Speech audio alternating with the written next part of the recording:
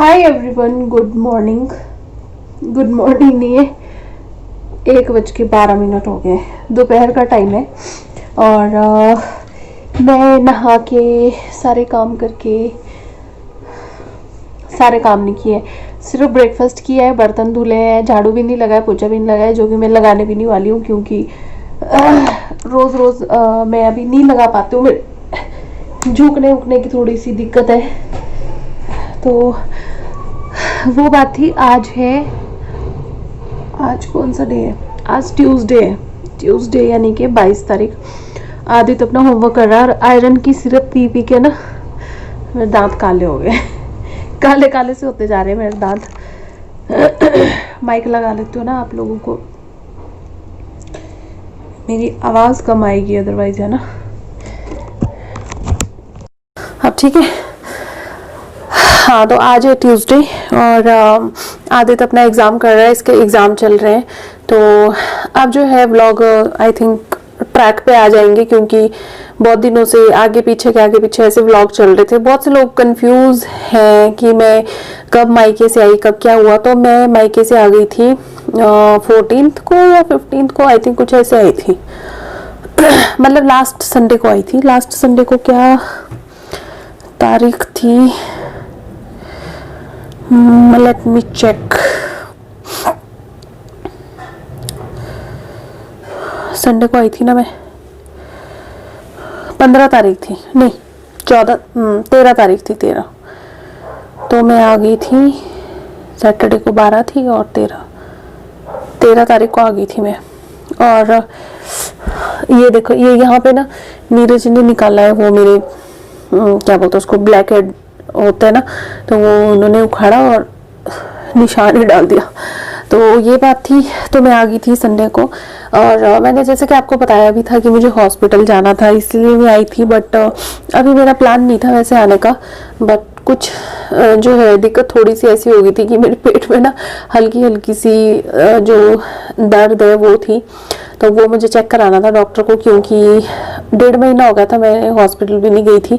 सोलन गई थी, मैंने सोचा था कि मैं सोलन जाके चेकअप करवा लूँगी। बट फिर कोरोना के कुछ ज़्यादा ही केसेस की वजह से फिर मैं वहाँ पे भी नहीं जा पाई।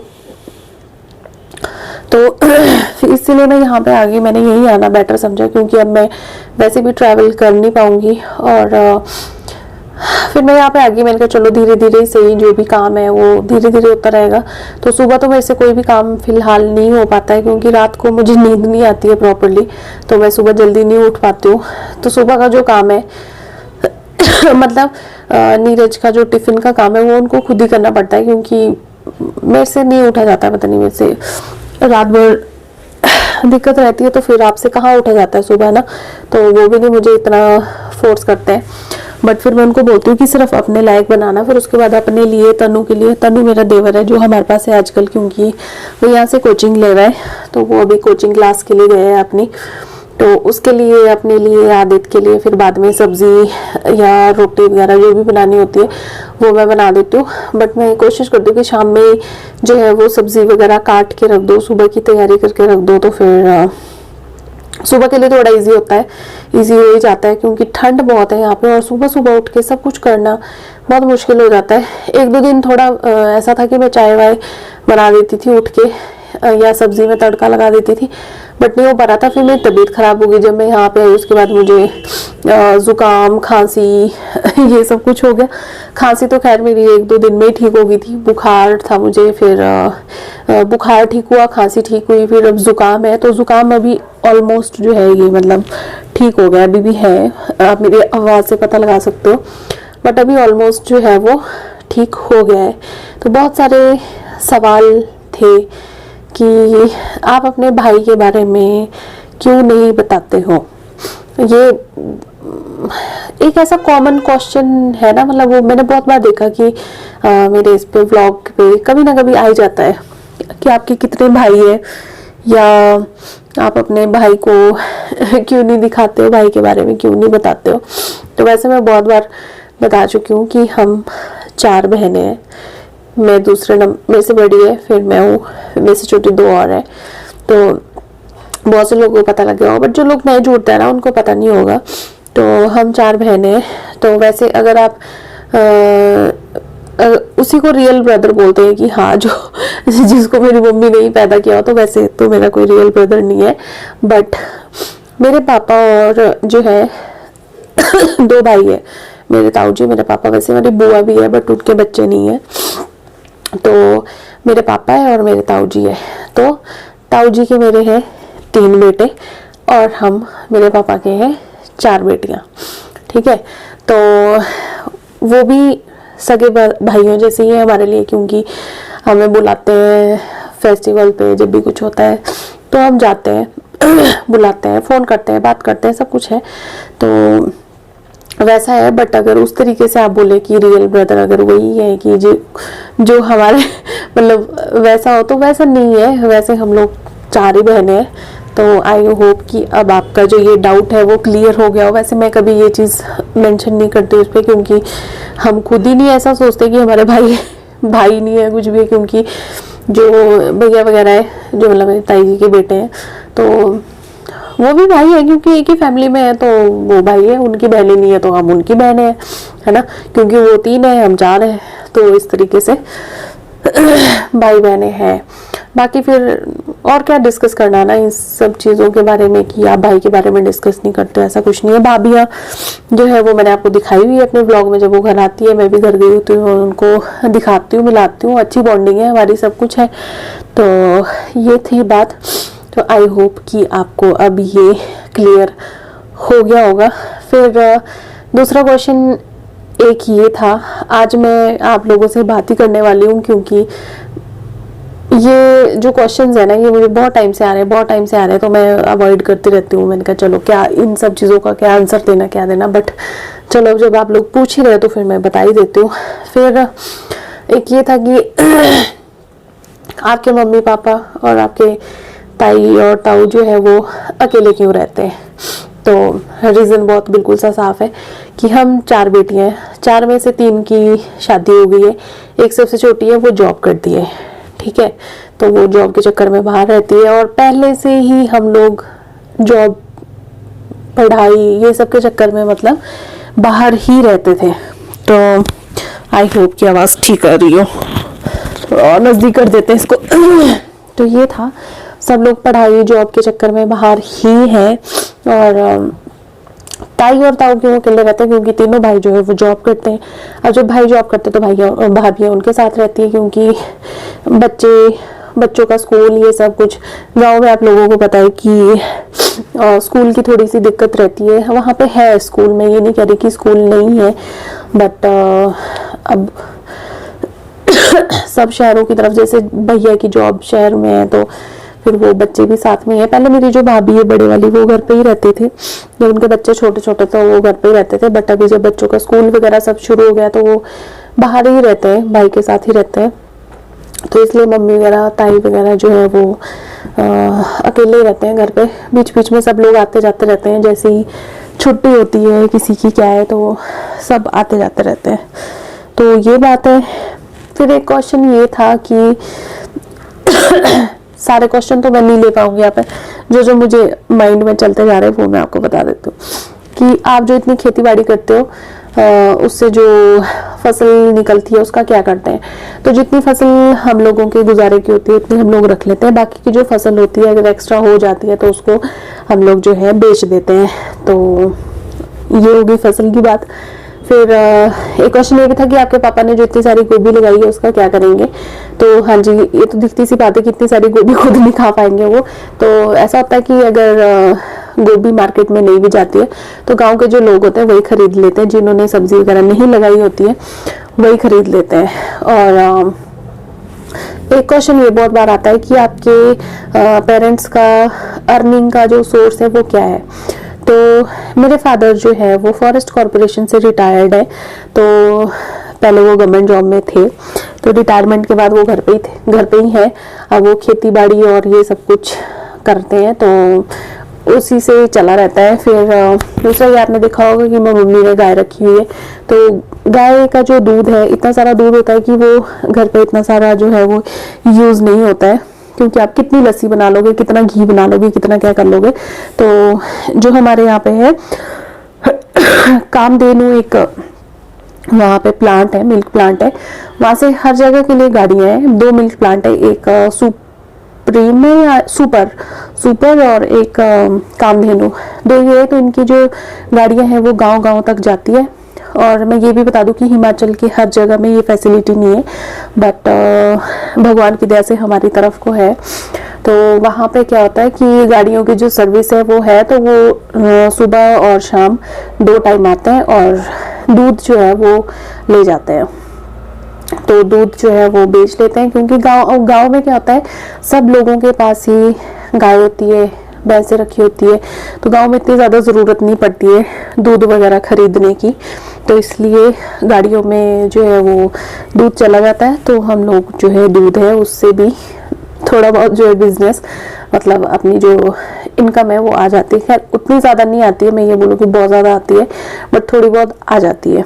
उसके बाद एक बात आती है, एक और क्वेश्चन आता है कि आपकी मम्मी बहुत मेहनती है। उसमें कोई डाउट नहीं है कि मेरी मम्मी मेहनती है, लेकिन मैं आपको एक बात बता दूँ, हिमाचल की क्या, वैसे पूरी दुनिया की सारी औरतें बहुत मेहनती होती है, बट जो गांव की जितनी भी, अब मैं हिमाचल में रहती हूँ तो मैं हिमाचल का ही बता सकती हूँ, हिमाचल की जितनी भी औरतें हैं वो सच में बहुत मेहनती है, सभी बहुत काम करते हैं।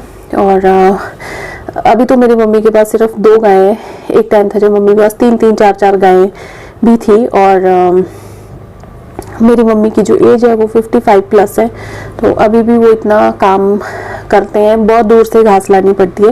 तो इसमें अगर आपको ऐसा लगे कि वही काम करते हैं, ऐसा नहीं है, गांव की सारी औरतें ही इस तरीके का काम करती है और सारी औरतें ही इतनी मेहनती हैं।